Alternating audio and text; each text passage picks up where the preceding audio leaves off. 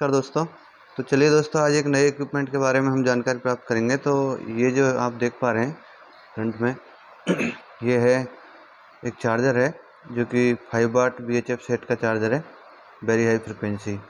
तो ये multi charger है।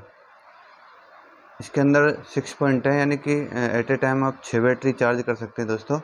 तो आप देख सकते हैं ये है SPH 700C06 और जो कंपनी है SCS मेक का है ये। तो दोस्तों इसको जब हम ऑन ऑफ कर रहे थे तो ऑन ऑफ नहीं हो रहा था। तो फिर हमने इसको खोल के देखा। खोल के देखने के बाद में पता चला। अभी हम अंदर कैसी है सर्किट वो भी हम आपको बता देते हैं।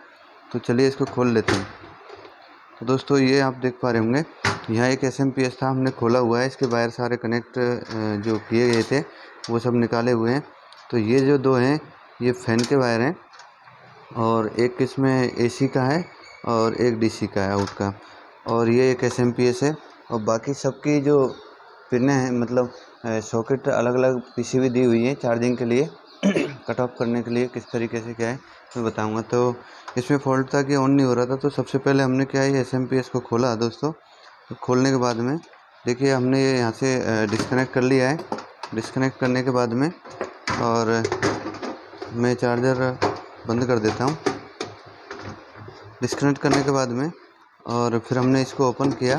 तो ओपन करने से पहले आप कुछ स्क्रू खोलेंगे और यहाँ से भी ये मॉसफेट ट्रांजिस्टर जो लगे हैं ये भी पीछे से यहाँ से एक स्क्रू लगा है, ये खोल के और आप ये रिलीज कर लेंगे, यानी बाहर निकाल लेंगे।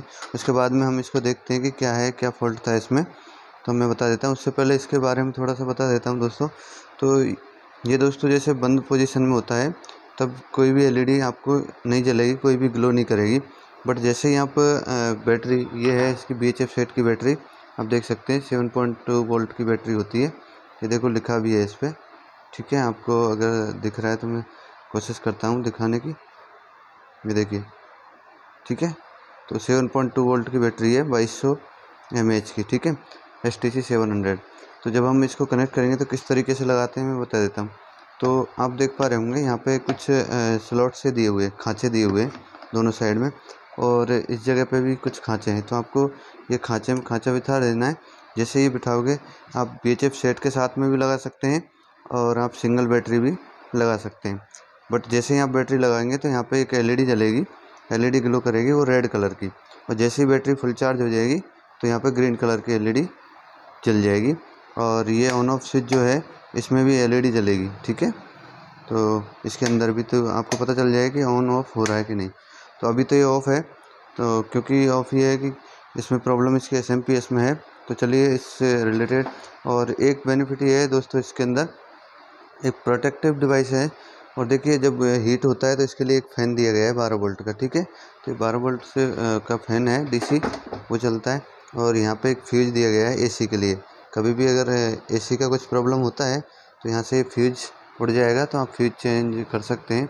और यहाँ से स्पेयर फ्यूज़ जो है लगा के रखें ये दोस्तों। चलिए अब हम इसको हटा देते हैं। आपने देख लिया होगा पर्टिकुलर पोर्ट के लिए अलग अलग PCB है जो कि इसको कनेक्ट डिस्कनेक्ट करती है, ठीक है दोस्तों।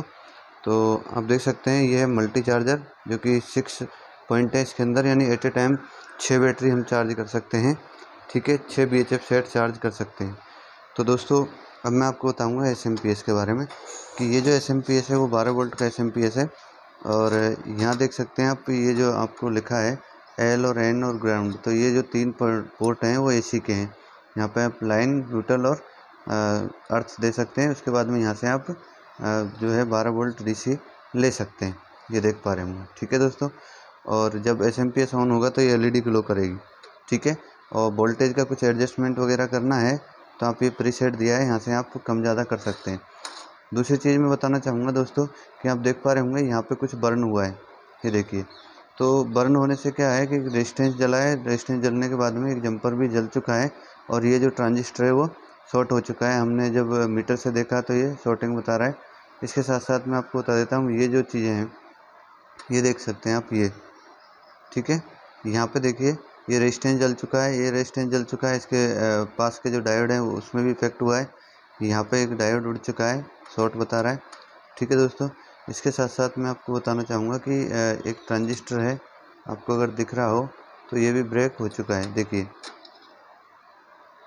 ये एक ट्रांजिस्टर है यहाँ, ये भी ब्रेक हो चुका है। मैं आपको क्लियर दिखा देता हूँ अगर दिखता है तो ये ब्रेक हो चुका है। इसके साथ साथ मैं आपको बताना चाहूँगा यहाँ पे एक फ्यूज लगा हुआ है दोस्तों, ये ग्लास फ्यूज टाइप का है, देख सकते हैं, वो भी जल चुका है, बर्न हो चुका है। और ये देख लीजिए। और यहाँ पे एक डॉट आईसी है दोस्तों, तो बहुत हैवी शॉर्ट हुआ है। ये देखिए डॉट आईसी भी फट चुकी है, ये वाली मैं आपको दिखाने की कोशिश करता हूँ। ये देखिए ये भी फट चुकी है। ठीक है दोस्तों, तो इतने सारे फॉल्ट थे इसके अंदर।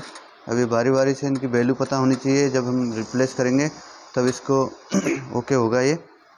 तो इतने सारे तो क्यों हुआ होगा, तो दोस्तों इसका रीज़न ये है कि हो सकता है कि बैटरी शॉर्ट हो चुकी हो, उसके कॉन्टैक्ट शॉर्ट हो चुके हो इस कारण से, या बैटरी ख़राब हो, ख़राब बैटरी लगाने से भी हो सकता है, या VHF सेट ख़राब होने की वजह से भी इतना बड़ा फॉल्ट जो है हो सकता है कि इतने सारे कंपोनेंट उड़े हों।